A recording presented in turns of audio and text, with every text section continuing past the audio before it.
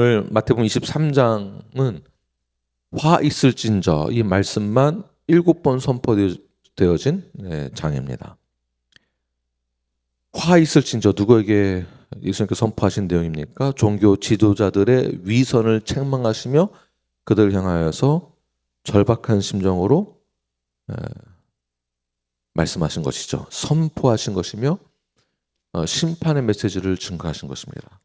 그리고 오늘 본문으로 이어지면서 마지막 본문에서는 화 있을진저 7번 선포하시면서 오늘 마지막 이 본문에서 이 세 구절을 통해서 예수님의 간절한 그들을 향한 메시지 선포가 절정에 이르는 것을 볼 수가 있습니다. 그러니까 단순히 오늘 본문만 가지고 설교를 하면은 이 내용이 다 전달이 안 됩니다. 23장 전체의 내용에서는 너희들에게 화가 임할 것이다. 이것은 심판의 메시지다. 너희들의 죄가 얼마나 심각한 줄 아느냐? 이 위선자들아! 이 소리를 지르시면서 선포하시면서 오늘 예루살렘아 절정에 이르는 메시지를 증거하시는 것이죠. 37절 말씀을 다시 한번 읽겠습니다. 시작. 예루살렘아 선지자들을 죽이고 내게 파송된 자들을 돌로 치는 자여, 암탉이 그 새끼를 날개 아래에 모음같이 내가 내 자녀를 모으려 한 일이 몇 번이더냐. 그러나 너희가 원하지 아니하였도다. 회개를 향한 절박한 메시지를 선포하시면서 탄식하면서 예루살렘아 하는 것을 볼 수가 있죠. 예루살렘아 다른 말로 하면은 내 아들아 이런 말입니다. 내 아들아, 내 딸아, 나의 백성이여 또 우리에게 말씀하시는 것이죠. 눌라에프야 또 누구에게 말씀하시는 것일까요? 아닙니다. 항구가입니다. 나를 부르고 계시는 것이죠. 우리 한번 자신의 이름을 부르시면서 주님이 나에게 말씀하시는 것으로 그렇게 들으시길 바랍니다. 내 이름을 부르면서 2번 시작. 안희경 자매님 이때 하시는 거예요. 하셨어요? 나영이도 나영아 주님이 하신 말씀 다시 한번 시작. 항구가 그런데 이것은 어떤 감정을 호소하기 위해서 아이고 우리 아들 이런 것이 아니라 이렇게 사랑의 감정 뭐 이런 것도 있지만 화 있을진저랑 이어서 부르시는 거예요. 그러니까 화도 있지만 절박하게 우리를 부르는 겁니다. 항구가 이런 거예요. 나영아 이렇게 부르고 있는 것입니다. 제발 돌아와라. 단순한 그리움에 사무친 마음으로 어미가 자식을 부르듯이 사랑으로 부르는 것만이 아니라 탄식하면서 부르는 것입니다. 어디로 부르고 있는 것입니까? 회개의 자리로 절박한 그 심정으로 하나님께서 예수님께서 우리를 부르고 계시는 것이죠. 그래서 37절 중반 보게 되면 암탉이 그 새끼를 날개 아래에 모음같이 내가 내 자녀를 모으려 한 일이 얼마나 많았는 줄 아느냐? 예수님이 이스라엘 백성들을 보호해 주기 위하여서 갈망하며 노력해왔던 그 여정들을 설명하시는 것이죠. 다시 말해서 사랑의 메시지이며 구원자의 메시지이고 구세주의 메시지를 볼 수 있는 것입니다. 우리를 구원하기 위한 죄 가운데에서 방황 가운데에서 죽음에서 어둠에서 생명의 자리로 부르고자 하는 절박한 심정으로 회개의 자리로 돌아와라. 아버지의 마음으로, 아버지의 품으로, 어머니의 마음으로, 어미의 품으로 돌아와라. 자녀들이 어릴 적에 부모의 어떤 것을 기억할까요? 부모들이 자녀들 품고 있는 그 마음, 그것을 기억하는 것이에요. 물론 엄마가 잘해줬던 거, 재밌었던 추억들을 기억하기도 하겠지만, 자녀들이 어릴 적에 부모를 기억했을 때 나를 사랑해주고 용서해줬던 그 사랑의 마음으로 품었던 그 자리를 기억하는 것이죠. 어머니의 그 품, 아버지의 품. 그래서 실질적으로 어머니들이나 아버지, 특히 아버지들, 이제 제 위로는 잘 그렇게 못하세요. 네. 이번에 우리 신목사님 아버지 오랜만에 보니까 어땠어? 아버지가 어떻게 너무 좋아하시지? 어땠어? 물어보니까 아버지는 표현을 잘 안 하세요. 속마음을 잘 표현 안 하신다고. 그래서 이렇게 13년 만에 봤는데도 왔느냐 이러고 말았대요. 그냥 표현을 못 하시지만 속으로는 아이고 내 아들. 독자거든요. 3대 독자. 내 아들. 근데 표현을 못 하시는 거예요. 그러나 이제 저희 세대들은 표현을 잘해야 됩니다. 아버지들도 자녀들을 품어주시고 사랑의 마음으로 마치 암탉이 그 자식을 품듯이, 예수님이 품듯이, 하나님이 우리를 품어주듯이 그 하나님의 마음으로 자녀들을 품는 것입니다. 그때 우리는 하나님의 그 어떠함을 느낄 수 있을까요? 하나님이 우리의 완전한 피난처가 됨을 우리는 느낄 수 있는 것입니다. 하나님은 우리의 완전한 피난처이시다. 이 세상의 그 누구도 그 어떠한 것도 우리를 완전하게 보호해 줄 수 있는 것은 없습니다. 우리가 법 아래 있기는 하지만 그 법이 우리를 완전하게 보호해 주지 못합니다. 경찰관이 있고 재판관이 있지만 그들이 우리를 완전하게 보호해 줄 수 없습니다. 우리의 완전한 피난처는 어디가 될까요? 오직 하나님 아버지밖에 없다는 것을 믿으시길 바랍니다. 또 무엇을 느낄 수 있겠습니까? 우리는 하나님의 무한하신 그 사랑의 풍성함을 느낄 수가 있는 것이죠. 오늘 본문을 통해서 그런 것을 느낀다는 것입니다. 예루살렘은 하나님이 가장 많은 은혜를 베푸는 곳입니다. 예루살렘. 또 하나님이 그들에게 자녀를 삼으시면서 가장 귀한 것을 주셨죠. 율법을 주셨습니다. 율법을 통해서도 하나님의 완전함을 깨닫게 하셨고 어떠한 것이 죄이고 죄가 아닌지를 분별하게 해주셨습니다. 그리고 내가 얼마나 이 율법을 통해서 죄인인지를 다시 한번 확인할 수 있게 되는 것이죠. 또 그들에게는 성전이 있었고요. 하나님 만날 수 있는 그런 성전이 있었습니다. 그리고 그 말씀을 들을 수 있도록 선지자들을 그들에게도 보내셨습니다. 그만큼 하나님이 그들을 향하여서 은혜와 자비와 사랑과 긍휼을 많이 베푸셨다라는 것입니다. 그런데 그 은혜와 사랑과 긍휼과 자비를 받은 그들은, 그 도성은, 그 예루살렘은, 그 하나님의 자녀들은 어떻게 했습니까?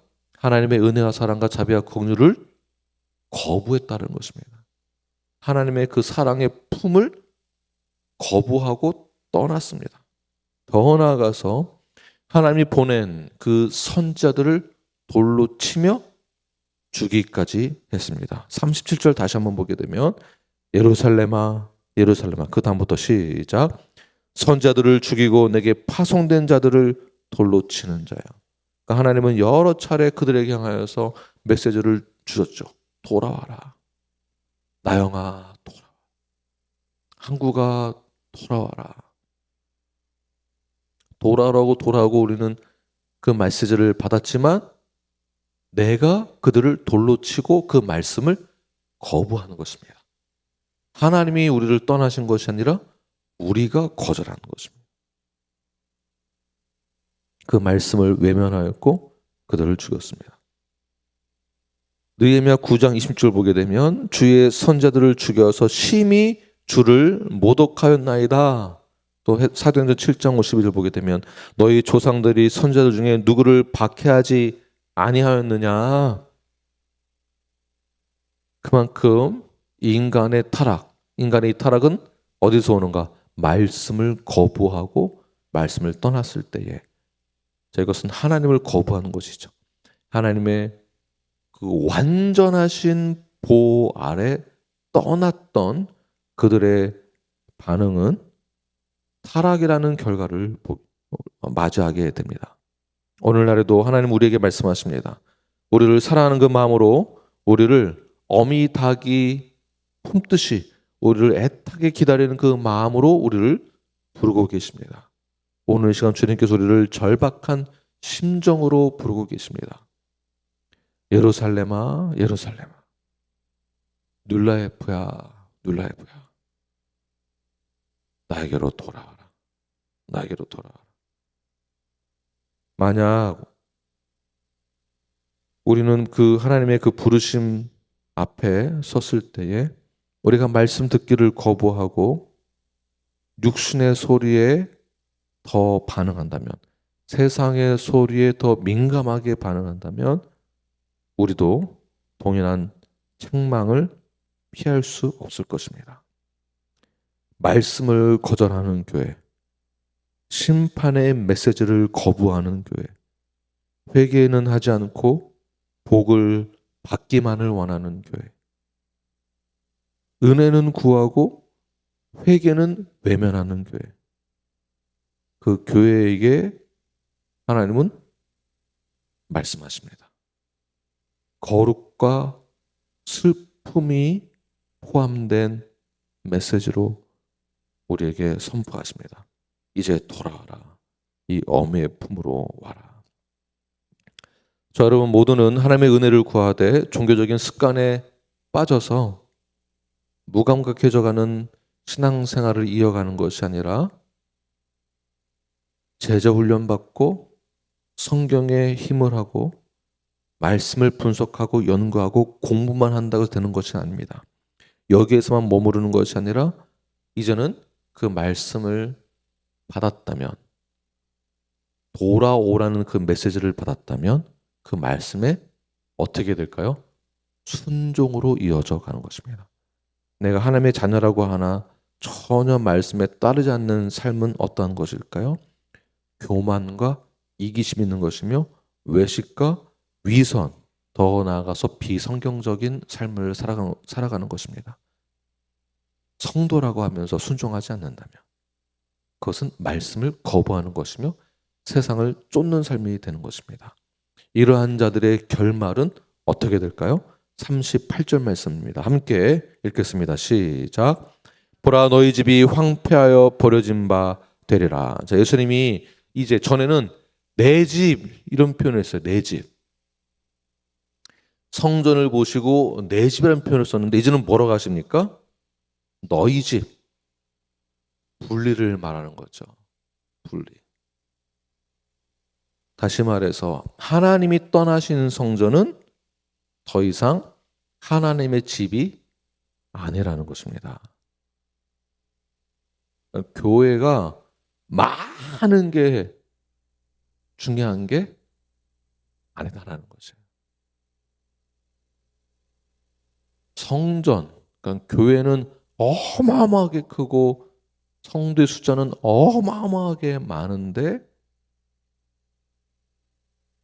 하나님의 말씀을 듣지 않는다면, 돌아오지 않는다면, 회개하지 않는다면 그 집은 너의 집, 황폐해져 간 하나님이 떠난 집이라는 것이죠. 버려진 집이 되는 것입니다. 실제로 40년 후 예루살렘 성전은 로마에 의해서 무너지게 됩니다. 이것을 다른 말로 표현하면 예배의 형식은 남아있고 건물은 있으나 하나님의 영광이 떠난 상태. 이것은 오늘날의 교회의 성도들의 영적 상태로 볼 수도 있습니다. 건물은 있는데 성도들은 있는데 영적인 생명이 없다면 교회 프로그램은 많고 행사도 많은데 능력이 없다면, 말씀은 선포되어져 가고 있고 사람은 많은데 예배가 없다면, 기도가 없다면, 예배 시간은 정해져 있는데 예배자가 없다면, 이것은 능력을 완전히 상실한 상태가 되는 것입니다. 영적인 메마름과 영적 고갈과 영적 피폐함만 남아있는 상태. 겉으로는 그럴싸하게 보이는데 하나님의 영광은 떠난 상태. 아무리 교회가 크다 할지라도 그것은 교회라 보기 어려운 것이죠. 주님께서 말씀하시기를 내 집이라 하지 아니하고 너의 집, 황폐해져서 버려진 집이 되는 것입니다. 우리가 영적으로 그리고 성경적으로 건강하지 못하다면 우리도 그렇게 되는 것입니다. 만약 내 체면만 생각하고 내 관계만 생각하고 나의 유익만 생각하는 신앙을 가지고 있다면 황폐해진 신앙의 나의 겉모습만, 내 자존심만 남게 되는 것입니다. 쉽게 말해서 껍데기만, 형식만 남게 되는 것입니다. 이것은 예수님이 우리를 도와주지 않아서가 아닙니다. 내가 원치 않았기 때문에 맺은 결과입니다. 내가 교만했기 때문에, 내가 위선적이었기 때문에, 내가 말씀에 순종하지 않았기 때문에 순종의 능력이 사라진 것이죠. 왜 그럴까요? 육신의 생각이 많기 때문입니다. 그 결과 보라, 너의 집이 황폐하여 버려진 바 되리라. 로마서 8장 7절에서는 이렇게 말씀하고 있습니다. 함께 읽겠습니다. 시작. 육신의 생각은 하나님과 원수가 되나니 이는 하나님의 법에 굴복하지 아니할 뿐 아니라 할 수도 없습니다. 육신의 생각은 무엇이라고요? 하나님과 원수가 된다. 육신의 생각은 무엇일까? 이것을 쭉 나열할 수 있지만 이것은 우리가 아는 내용들이니까 결국 무엇을 말하는 것일까요? 순종을 해야 된다. 그러나 그 순종은 내가 순종해야지 이렇게 내 힘으로 되는 것이, 그러니까 이런 순종 말하는 게 아닙니다. 어떤 순종일까요? 육신의 생각이 많으면 당연히 순종이 되지 않습니다. 그래서 순종한다는 것은 지식으로 되는 것이 아닙니다. 순종은 감동으로 되는 것이 아닙니다. 오늘 한국 교회가 이렇게 피폐해져 갔던 그 이유가 뭐냐 하면 성도들에게 감동만 주려고 했던 것이었습니다. 마음과 감동과 감정을 자극을 해서 눈물을 흘리게 해서 그 순간은 결단을 하고 한다고 하지만 감정은 그리 오래 가지 못합니다. 또는 반대쪽 입장에서는 지식을 강조를 많이 했습니다. 제자 훈련. 그러니까 성경적 지식을 많이 쌓고 공부는 많이 해서 머리는 커졌는데 마음이 뜨겁지가 않은 상태. 그러니까 머리로 순종도 안 되고 감정적으로도, 감동으로도 순종은 되는 것이 아닙니다. 순종은 어떻게 이루어지는 것인가? 그러니까 내 의지로는 순종이 되는 것이 아니고요. 순종 역시 성령으로 말미암은 능력이라고 보는 것입니다. 자, 그 출발은, 그러니까 순종의 출발은 어떻게 되는 것이냐면 이런 것입니다. 내가 주님의 뜻에 따르겠습니다. 굴복을 상징하는 것이에요. 굴복. 주님 앞에 굴복. 내가 주님의 뜻을 따르겠습니다. 또 다른 말로는 내가 주님의 뜻을 원합니다. 기도하실 때 이런 기도하시는 겁니다. 주님, 도저히 내 생각으로는 순종이 되지 않습니다. 내 삶을 보면 순종이 안 됩니다.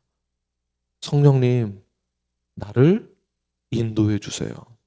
내가 주님의 뜻을 원합니다. 내가 주의 뜻에 따르기를 원합니다. 나를 주의 길로 인도해 주세요라고 그렇게 기도하는 것입니다. 뭘 자꾸 달라고만 하지 마시고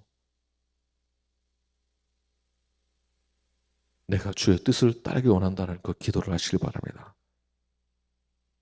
그러니까 순종이 잘 안 되시는 분들의 그런 표현을 보게 되면 말씀에 은혜가 없어요. 이제 이런 표현을 이제 자주 합니다. 귀에도 안 들어오고 가슴에도 말씀이 안 들어가는 것이죠.